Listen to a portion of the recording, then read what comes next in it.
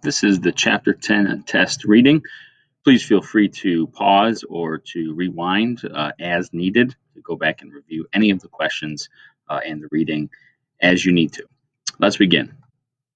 The instructions say Chapter 10 test is enabled and resumable, but can only be submitted one time. After you complete each of the lessons, go through the test and answer all the questions you know. Each time you learn new information, complete more of the test. All information will be completed and the test will be submitted by Thursday, January the 7th.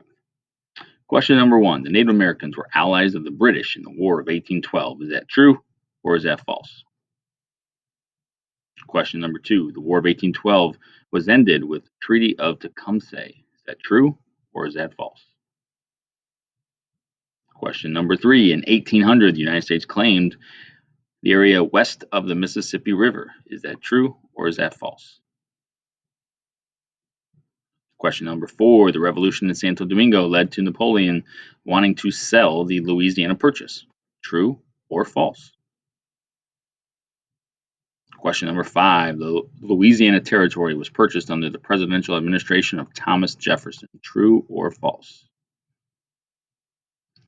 Question number 6. Based on the journal entry, Clark viewed the Native Americans as helpful to the expedition. Is that true or false? Here's what the excerpt says. A cloudy, foggy morning, some rain. We set out early, proceeded under the starboard side, under high, rugged hills with steep ascents, the shore bolt and rocky, the fog so thick we could not see across the river. 2 canoes of Indians met and returned with us to their village, which is situated on the starboard side behind the cluster of marshy islands on a narrow channel of the river through which we passed to the village of 4 houses. They gave to us some fish to eat and sold us fish, wapatu roots, 3 dogs, and 2 otter skins, for which we gave fish hooks principally, of which they were very fond. Uh, after dealing After delaying at this village 1 hour and a half, we set out, piloted by an Indian dressed in a sailor's dress, to the main channel of the river. The tide being in, we should have found much difficulty in passing into the main channel from behind those islands without a pilot. This is from William Clark from his journals of the Lewis and Clark expedition between 1804 and 1806. Question number 7. Aaron Burr was jailed for killing Alexander Hamilton. Is that true or is that false? Question number 8. Many Federalists opposed the Louisiana Purchase because they feared any new states that were created from the territory would be Republican. A group of Federalists in Massachusetts were plotting to secede from the Union. Is that true or is that false? Question number 9. The leading war hawks were Clay and Calhoun, or were Calhoun and Harrison? Number 10. Which of the British practice which British practice was a violation of neutral rights, embargoes or impressment? Question number 10. Tecumseh joined forces with Great Britain after the Battle of Tippecanoe or the Confederacy of Ohio? Question number 12. The Supreme Court reviewing and ruling on acts of other branches of the government is called judicial review or law review? Question number 13. Which commander destroyed the British naval forces on Lake Erie? Was it Oliver Hazard Perry or was it Andrew Jackson? Question number 14 says, which country is Lewis referring to in this excerpt from his journals? Is he referring to the Louisiana Purchase, the Louisiana Territory, or the Ohio Territory? He says, the country is as yesterday, beautiful in the extreme. That was by Meriwether Lewis. Question number 15.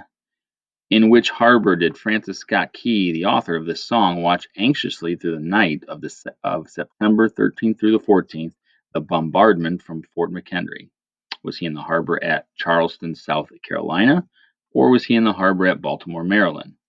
The words in the excerpt read, "Oh, say can you see by the dawn's early light, what so proudly we hailed at the twilight's last gleaming, whose broad stripes and bright stars through the perilous fight, o'er the ramparts we watched were so gallantly streaming, and the rocket's red glare, the bombs bursting in air, gave proof through the night that our flag was still there." It's from the Star-Spangled Banner, written in 1812. Question number 16. The Reverend Gruber was offering this blessing during which war? Was it the Spanish-American War or was it the War of 1812? He said, "May the Lord bless King George, convert him, and take him to heaven, as we want no more of him."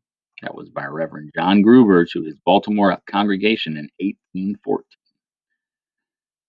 Question number 7. What decided the election of 1800? Was it the House of Representatives or was it the Electoral College? Question number 18. What was one of the goals of the Lewis and Clark expedition? Was it to find and map the Northwest Passage or was it to establish trade with Canada? Question number 19. Anti-blank sentiments grew strong following the attack on the Chesapeake, resulting in the Embargo Act of 1807. Is that anti-British or is that anti-French sentiments? Number 20. How did the candidates campaign for the election of 1800? Did they send letters to citizens and to newspapers to make their views public, or did they travel around the country to gain support?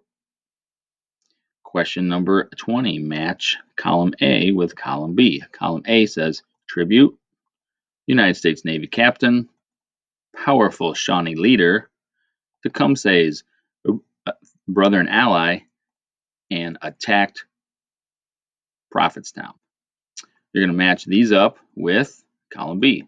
Column B says William Henry Harrison, Stephen Decatur, protection money, the Prophet, or Tecumseh.